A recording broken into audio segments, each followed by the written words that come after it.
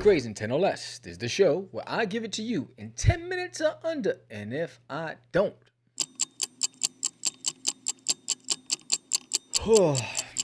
So sorry.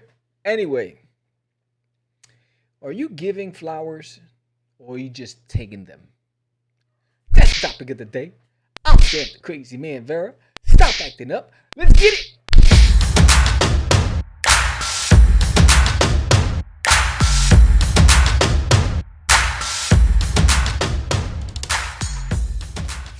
All right. It's like, yo, Sam, what are you talking about flowers? You don't bring me flowers anymore. Anyway, so what do I mean by that?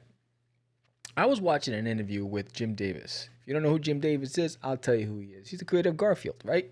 So, and it was fascinating for me to learn from one master acknowledging another. Right, so Jim Davis was telling a story and how, for I guess the animated sequence, they're trying to figure out how to get Garfield to stand because up to that point he was always on all fours. But they said it just didn't work because he had small feet. It just didn't work. So then Charles Schultz was next door and in the same building, and so he ran into him. He says, and Charles asked him, how's it going? And he's like, well, everything's good except I can't figure this one problem out. So Charles Schultz grabbed Jim Davis's piece of artwork and started illustrating over it and says, I know what your problem is. And so Jim Davis is like, oh my God, he's gonna draw over my art. What the bloody hell? But it's Charles Schultz. So what he said was, when Snoopy's on all fours, his feet are all small. But when he has him standing, his feet are larger. But no one ever notices. It's the tricks of the trade. So when Jim Davis seen this, he ran back to his studio on his property and his land and told his entire team, hey, from this point on, everything changes for Garfield. And from that point on, Garfield was walking on two legs instead of all four because he elongated the feet. And now, proportionately, it made sense, where before it did not. And this was him acknowledging Charles Schultz's contribution to an iconic character such as Garfield.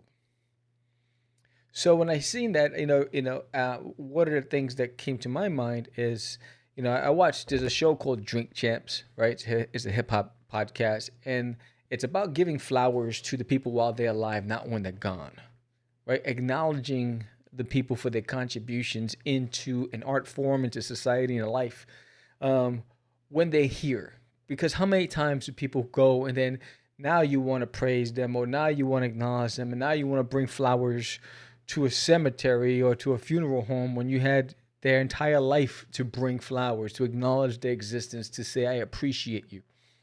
So I couldn't help but reflect on the people. So I don't know if you watched, any of you watch any of my live drawing streams. Every day I go on for about an hour and I draw Duty or one of the characters from the series. And I talk about some of the people that I acknowledge, that I believe are the big influences in me, in my craft, in my creativity. It's important because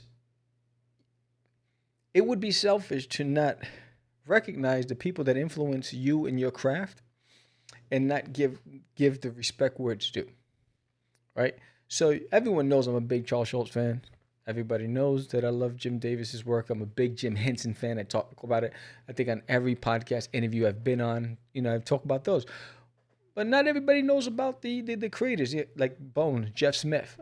I love his work. I love Bone. I have all the series. You've probably heard me talk about it. In fact, it's right behind me on that shelf right there. Boom. See where my finger's pointing? Right there. Those are the books. So I have every one, except for the newest one that he just released about a year ago. I have to go and get that. Then there's Mike Crunkle, Hero Bear and the Kid, right? I love that series. I love his style of art, right? Ben Benders, he has the Little Viking, Bjorn. Fantastic artist, fantastic art style, fantastic IP that he's created, right? You got Jake Parker. He's fantastic. There's so many artists out there. You know, you've heard me acknowledge the Todd McFarlanes of the world, the Stephen Platts of the world, right? I think it's important as creatives that we recognize the people that really influence us, whether it's consciously or subconsciously. You know, I love I gravitate towards the cartoony style of art. But I also appreciate the more detailed, more complex style of art. I love fantasy. I love all types of illustration. You know, when you look at Stephen Platt, Stephen Platt, when he draws muscles and when he did Fighting American or Prophet or when he did that Moon Knight series, these are big, in real life, you're not going to see those types of body types. But when you looked at some of the architecture that he's done in the fantasy world that he's created in his illustrations, fantastic, fantastic. So I just say, for me, it's important. If you're not doing it, please acknowledge those people that really influenced you. Make sure that you're giving your flowers to these people. I can't get back what I lost. I had an opportunity to give flowers to Stan Lee, big influence, in why I'm in comics, and I got cold feet. That won't ever happen again, right? So while the people are here, you get a chance to meet them, to thank them, to appreciate them, do so. I know I will. I know that if I'm at a Comic-Con and any of the people that I just mentioned, I'm personally going up there to acknowledge and give flowers because it's important. It's important because a lot of these guys, they either changed the face of the game or they took the game to a whole new level. And they keeping the art form going. They're keeping it alive, right?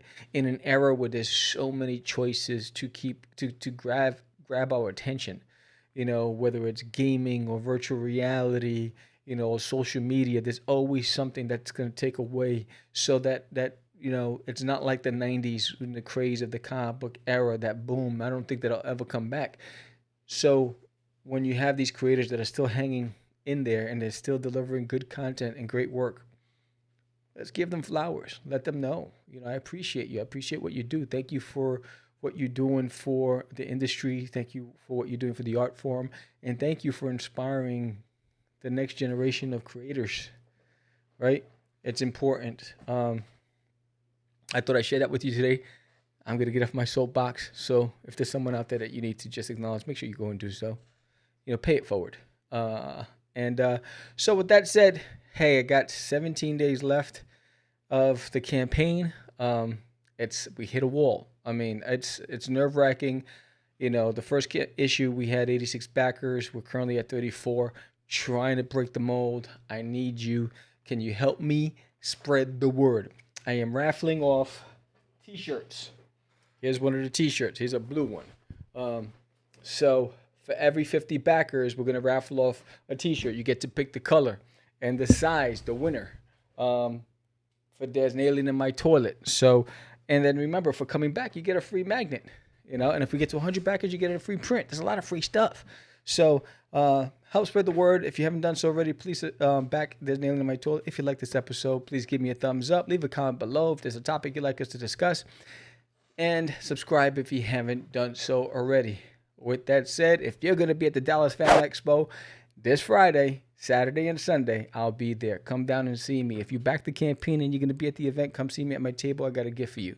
With that said, I'm Sam the Crazy Man Rare. This was the Crazy 10 or Less. You have a blessed day. Peace.